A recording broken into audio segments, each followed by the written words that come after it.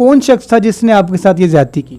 मेरे खालू थे सके खालू थे? जी। कहते हैं कोई भी ना होता तो वो कहते हैं उसका फ़ायदा उठाते थे। कहते अगर तुमने किसी को भी बताया तो मैं तुझे मार दूंगा, डराते धमकाते तो मैं तुम्हारे वालिद को भी मार दूंगा, ऐसे कर दूंगा। घर में कौन कौन होता था? मैं तो यही होती मैंने इसको देखा है, मैंने कहा हम ना क्या हुआ आपका इतना बड़ा पेट हुआ है। उन्होंने कहा ये कोक बोतलें बेटी सारा दिन सोती है। फिर हम चेक करवाने गए उधर डॉक्टर से हमें पता लगा है कि ये 7 माह की प्रेगनेंट है।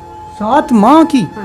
उससे पहले किसी को पता नहीं चला? 7 माह एक बड़ा अरसा होता है। 7 माह यहाँ घर में ही रहती थी। पैदाइश करवाएंगे, इसकी पैदाइश कराएंगे? हाँ जी, और पैदाइश करके दे देंगे। पूछा तो उसे सारा कुछ मैंने पूछा था, मुझे क्यों नहीं बताया आपने बेटा। उसने मुझे यही बोला कि पापा ही, वो मुझे कहता था तू अपने पापा को बताएगी ना, मैं तेरे पापा को यही कहूँगा कि बाल लड़कों के साथ ना खराब थी। मैंने इसको खुद रंगवात पकड़ा। अस्सलामुअलैकुम, मैं हूं आमिर बशीर और आप देख रहे हैं आमिर राना ऑफिशियल। मैं साथ मौजूद हूं एक ऐसे घर में जहां पर सका खालू एक मासूम बच्ची अपनी भतीजी के साथ, जिसकी उम्र तकरीबन 16 साल है, उसके साथ 1 साल तक ज्यादती करता रहता है। 1 साल ज्यादती करने के बाद जब घर वालों को पता चलता है, वो चेकअप करवाने के लिए जब जाते हैं डॉक्टर के पास, तो पता चलता है कि बच्ची 7 माह की हामला है। बच्ची की वालदा की डेथ हो चुकी हुई है। बच्ची घर में अकेली रहती थी और खाला और उसका बच्ची का खालू इस तन्हाई का फ़ायदा उठाते हुए बच्ची के साथ मुसलसल ज़्यादती करता रहा। बच्ची मेरे साथ मौजूद है, इसके से बात करते हैं कि ये सारा वाक़या कैसे रोनमा हुआ। बेटा क्या नाम है आपका? हमना। हमना बेटा, जिसने आपसे ज़्यादती की है वो क्या लगता है आपका? खालू। सका खालू है जी। वो किस जगह पे रहता है? ये सामने कमरा है उनका। ये मतलब आप इस कमरे में रहते हैं और आपका जो खालू है और उसकी फैमिली भी साथ है? जी। साथ वाले कमरे में रहते हैं। तो आप यहाँ पे किराएदार है? जी। ठीक है। तो 1 साल बेटा वो ज्यादती करता रहा आपसे, आपने घर वालों को क्यों नहीं बताया? हाँ, मैं जब कहती थी ना तो कहता है तुम किसी को बताया मैं मार दूंगा, तेरे पापा को भी, ऐसे तुझे भी। तो ऐसे डराते धमकाते थे। तो कहते मैं कहूँगा कि तू किसी और के साथ भी बच सकता है। तो जब भी ऐसे बात करो ना तो ऐसे डांटते थे। फिर मैंने मामी को कहा, मैं कहा मामी ऐसे 2-3 महीने हो गया मुझे मतलब नहीं हो रही तबीयत खराब। मामी ने कहा एलर्जी की दवाइयाँ खाई हैं इसलिए नहीं हो रही। फिर इनके 2-3 महीने गुजर गए। फिर आंटी डॉक्टर के पास ले गई थी, उन्होंने 7 दिन की दवाई दी थी। तो फिर उन्होंने कहा 7 दिन बाद लेके आना। फिर आंटी ने गौर ने किया, फिर नहीं लग गया। तो कहते हैं ऐसे 7 महीने गुजर गए। फूफो लेके गई थी एक डॉक्टर के पास, उसने चेक किया, फिर उसने बताया था। आपकी जब तबीयत ख़राब नहीं हुई, आपने अपनी खाला को ये नहीं बताया कि मेरे खालू ने मेरे साथ ज्यादती की है? नहीं, उन्होंने कहते हैं जब मेडिसिन दी थी ना तो उन्होंने कहा था ऐसे मतलब मसला कभी हो जाता दवाइयाँ खाने के बगैर, डॉक्टर ने। बेटा आपने किसी को भी नहीं बताया अपने घर में? नहीं। अपनी मामी को, फुफ्फो को, अपने पापा को? डर किस बात का था? वो कहते थे मैं तेरे पापा को मार दूंगा। पापा को मार दूंगा? तो आप 7 माह 1 साल तक उसका जुल्म बर्दाश्त करती रही? जी। आपने उससे अपील नहीं की मैं आपकी बेटियों की तरह हूँ, मुझे बख्श दो, मैं ये काम नहीं कर सकती आपके साथ? जी मैंने उसको कहा था तो कहता उन ऐसे नहीं सुनते थे। तो उनके पास मेरी एक और भी बहन है, हमने वो भी ले लेनी अब। नहीं, आपके पास जब वो आते थे आप चीखो पुकार नहीं थे करते? घर पे तो कोई भी नहीं होता था तब। तो बेटा कोई तो बचाने के लिए आता, कोई मोहल्लेदार आ जाता है, कोई साथ वाला हमसाया आ जाता है। नहीं कहते हैं यहाँ पर कोई नहीं, ऐसे हमसाए होते थे, मतलब सब कहते हैं दूसरे होते हैं। जब वो आपके पास आता था आप होशोवास में होते थे? नहीं। क्यों, क्या हुआ? जब वो तो रात को आते थे ना, जो जब मुझे वगैरह जूस वगैरह ला कर देते थे तो कहते हैं मैं घंटा 1.5 घंटा सोई रहती थी। तो जब वो आपको पहली बार जूस पिलाया, दूसरी बार जूस पिलाया, तो आपने उसे मना नहीं किया? नहीं। क्यों? वो कहते हैं जब मैं जूस पीती तो कहते हैं ऐसा कुछ महसूस नहीं होता था। वो अपनी बेटी को भी चीज़ें ला कर देते थे ना, तो कहते हैं मुझे भी ला, तो मैं शायद ऐसे ला देते हैं चीज़ें। बेटा जब आपके साथ पहली बार ज्यादती की उसने, आपको कुछ महसूस नहीं हुआ कि मेरे साथ किसी ने ऐसी हरकत की है? नहीं। तो 7 माह जब आपको फिर कैसे पता चला कि जी मेरे तबीयत भी ख़राब है, 7 माह भी गुजर गए हैं, तो आपने घर वालों को भी नहीं बताया हुआ? क्या ये सारा कुछ आपकी रजामंदी से तो नहीं था हो रहा? नहीं, मुझे तो कुछ भी नहीं पता था ऐसे वगैरह होते हैं। तो अब पता इल्म होता तो मैं बताती। मैंने कहा शायद ऐसे हो गया होगा, बोतलें वगैरह पीते।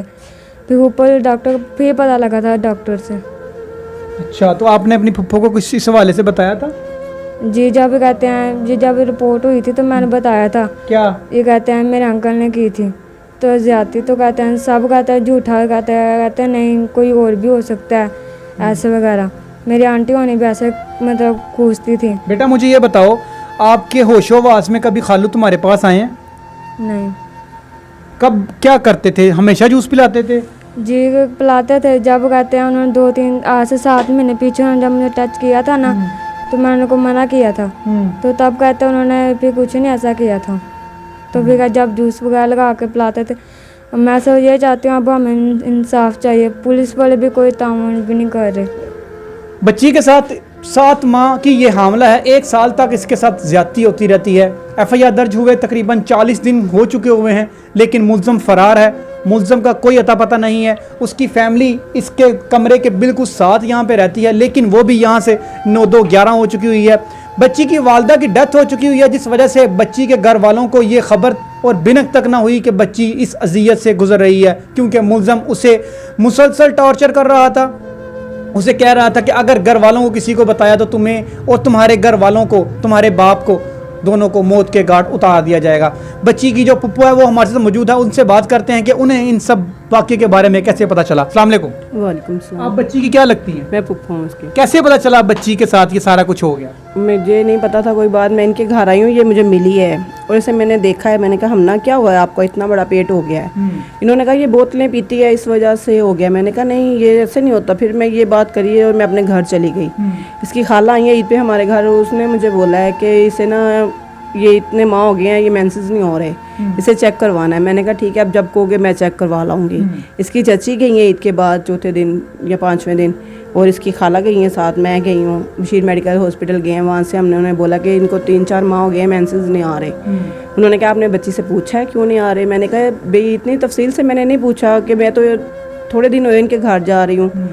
तो उन्होंने अल्ट्रासाउंड की, उन्होंने कहा अभी ये तो 7 माह की प्रेगनेंट है आपकी बच्ची। आपके लिए तो शॉकिंग हो गई है। मैं वहाँ पर रोने लग गई। मैं बाहर निकली, वो इसकी खाला और इसकी चची मेरे पीछे आ गई, क्या हुआ है? मैंने कहा ये मसला हुआ है, घर आके हमने इसे मारा भी है, पीटा भी है। और उस आदमी को मैंने ये भी बोला है कि इसको ना जहाँ पे इसकी मंगनी हुई है ना, उनको कहो भाई हम नहीं रिश्ता करते। उसने क्या हुआ? मैंने कहा इसने ऐसे किया हुआ है। उसने कहा जो भी हो गया ठीक है, आप इस मसले का हल निकालें। मैंने कहा हमने हल क्या निकालना है? इसके बाद बस किसी ने गौर ही नहीं किया। हमने थाने पे पर्चा करवाया, हम थाने आते जाते रहे। मैं तो तब भी नहीं आई, 1 माह हो गया मैं इनके घर आती ही नहीं। ना मैं किसी को गाली गलौज दूँ, ना मैं लूँ किसी से। बच्ची की फुफ्फो बच्ची को चेक करवाने के लिए जाती है, क्योंकि बच्ची की जो जिस्म है, बच्ची का जो पेट है, वो काफ़ी प्रोमिनेंट होना शुरू हो जाता है। जब वो जाती है डॉक्टर के पास, डॉक्टर बताता है कि बच्ची 7 माह की हामला है। फुफ्फो के पाँव से ज़मीन निकल जाती है कि ये तो अभी कवारी है, इसकी तो अभी शादी नहीं होती। जब बच्ची को फोर्स किया जाता है, उसे मारा जाता है, उसे पूछा जाता है कि ये किसने किया, तो जब पता चलता है कि बच्ची का सका खालू ही बच्ची के साथ 1 साल तक मुबैना ज़्यादती करता रहा, तो पाँव से ज़मीन निकल जाती है। मैं वालिद हूँ उसका। आप जब सुबह काम पे जाते हैं, शाम को घर वापस आते हैं? हाँ जी आता हूँ, रोज़ाना? रोज़ाना आता हूँ। तो आपको कभी महसूस नहीं हुआ? मैं तो काम पर आकर ना, मैं ना पान वाली दुकान पर जाता हूँ। मेरा एक दोस्त है, उसके बाद मैं ओवर टाइम लगाता हूँ, यानी कि मेरा खर्च पानी ना बन जाता उधर से। तो मैं रात को फिर 12-1 बजे घर आता हूँ। 1 बजे बजता है, मुझे 1:30 भी बज जाता है घर आते हुए। बच्ची कहती है कि मुझे रात के वक्त मेरा खालू मेरे साथ ज्यादती करता अकेली सो रही होती है, बकाया अपने कमरे में सो रहे होते हैं, यहाँ पे अकेली सो रही होती है इस टाइम। है। तो बच्ची ने आपको कुछ नहीं बताया? कुछ भी नहीं मुझे बताया। आपने पूछा नहीं प्यार से कि बेटा ऐसा कौन सा मसला आ गया कि मुझे कुछ भी नहीं बताना पसंद किया, मैं तुम्हारा बाप हूँ? मैंने पूछा था उसे, सारा कुछ मैंने पूछा था, मुझे क्यों नहीं बताया आपने बेटा। उसने मुझे यही बोला कि पापा, वो मुझे कहता था तू अपने पापा को बताएगी ना, मैं तेरे पापा को यही कहूँगा कि ये बाहर लड़कों के साथ ना खराब थी, मैंने इसको खुद रंगवात पकड़ा है। तो रंगिया तो पकड़ा तो ठीक है, लेकिन ये बच्ची के साथ ज्यादती करने वाला क्या तुक बनता है? ये तो मैंने मालूम क्या किया, मैंने तो उसको अपनी बेटी भी एक दी हुई थी, जो उसके बाद पढ़ रही थी। मैंने उसको बेटी भी अपनी एक दी हुई थी।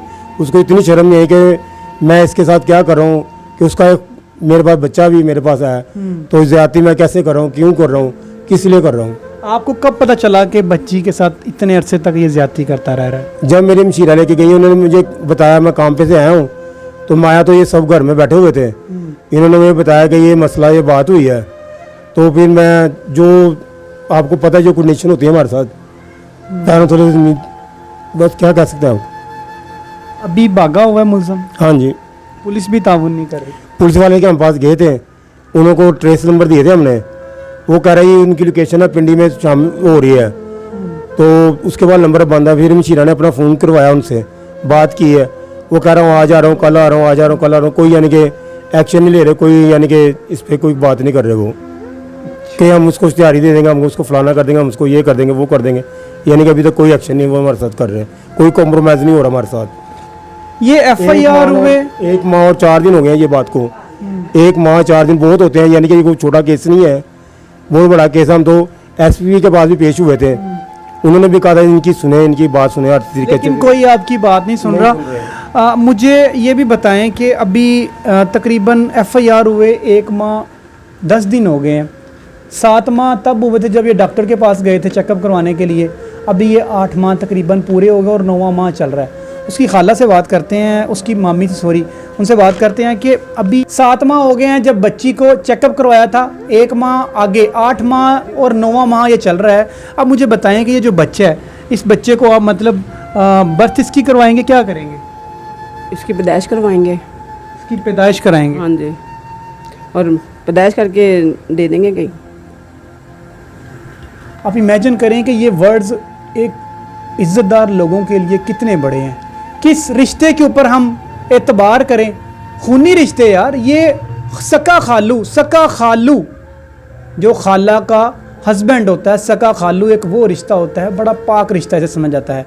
उसने अपनी ही भतीजी के साथ कितने साल, 1 साल तक मुसलसल ज्यादती करता रहा। ये मासूम बच्ची भी हमारे साथ मौजूद है, क्या वो बीतती होगी उसके ऊपर, किस तरह वो सारे जुल्म डाती होगी अपने ऊपर, और किस तरह वो डर रही होगी अपने बाप को बताने में कि मैं अपने वालिद को क्या मुंह दिखाऊंगी, अपने वालिद को मैं क्या कहूँगी। बच्ची की वालदा तो डेथ हो चुकी है, अगर वो होती तो शायद ये नौबत ही ना पेश आती। मुल्ज़म फरार है, पुलिस टाल मटोल कर रही है, क्या इन्हें इंसाफ मिल पाएगा? क्या इस तरह ही हमारी बच्चियों के साथ ये ज्यादतियाँ होती रहेंगी? 1 माह 10 दिन हो गए हैं इनको एफआईआर हुए, मुल्ज़म अभी तक अरेस्ट नहीं हुआ, बल्कि आता है, इन्हें धमकाता है और धमकाने के बाद यहाँ से चला जाता है। उम्मीद है कि इन्हें भी इंसाफ मिल पाएगा। कमेंट सेक्शन में अपनी राय ज़रूर दीजिएगा। मिलते हैं एक नई और अच्छी स्टोरी के साथ, तब तक अल्लाह हाफिज़।